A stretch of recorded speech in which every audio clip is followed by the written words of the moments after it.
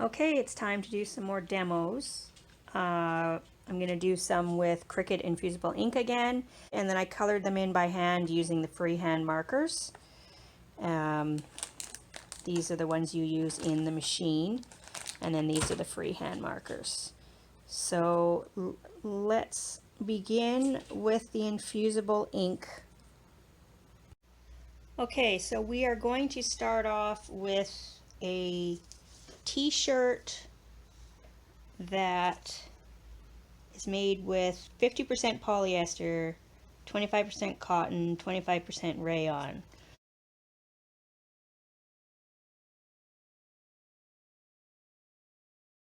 And ideally, I would love to do this on a white t-shirt because the colors will show up better.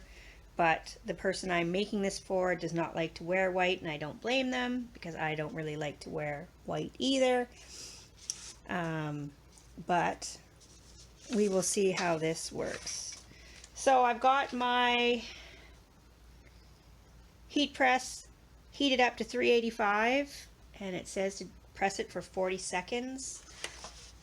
I am going to put the piece of paper in between so that just in case, so it won't bleed through to the other side, because I am going to put another design on the back just to make the most use of the shirts that I have, and because it's fun to do. Now the scary part about all of this is that you go through all the work on Cricut Design Space, designing everything, and then you spend all the time coloring it in, and you really hope that it works. Because I have had some tote bag fails, which I might post. Well, actually I can just show you because it's right here right now. I tried doing one on this and it did this to me. And then I had 100%, that one, the other tote bag was not quite 100% polyester. This one is a 100% polyester sublimation bag that I got from Michael's. And this portion down here worked out great, but then up at the top, it didn't work. So honestly, I am not sure what happened there. I'll have to do some more tests. So I'm a little bit worried about this working, especially after all this work and the fact that it's a t-shirt as well. But let's give it a shot. So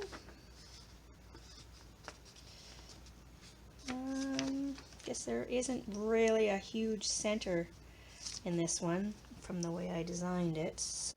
Okay, I have this taped down. Tried to put a lot of tape on this one because I think on the tote bags I may not have taped it down, and that may have contributed to it not working very well. So I think I'm even going to tape down the butcher paper as well, slightly, just to keep it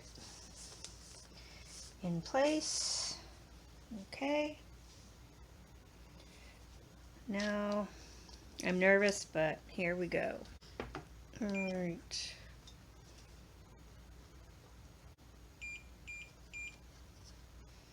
Alright. I'm just gonna let that sit there. It says to remove it when it's cool to touch. Okay, I think this is cool enough now. So, let's pull it off.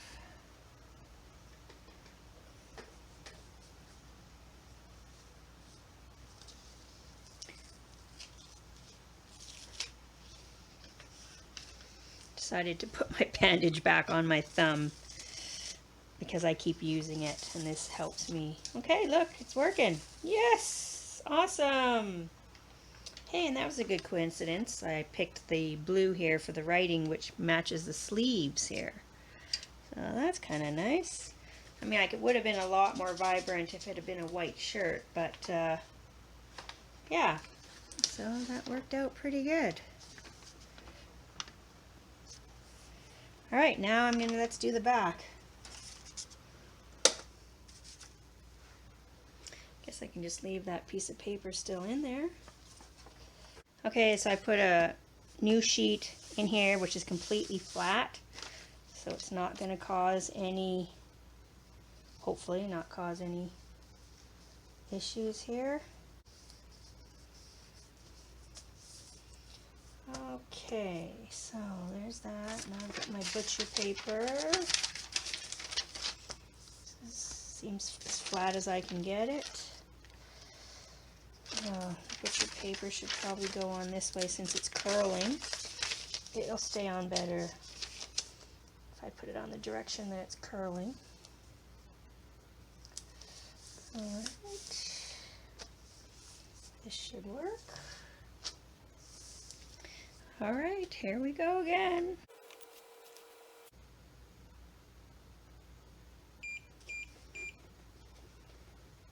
Alright. And to make it cool faster, I am going to take off this piece of butcher paper. Alright, let's do the reveal here.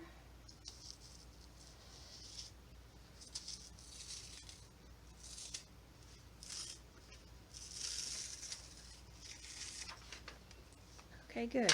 It worked evenly at least. So I'm happy about that.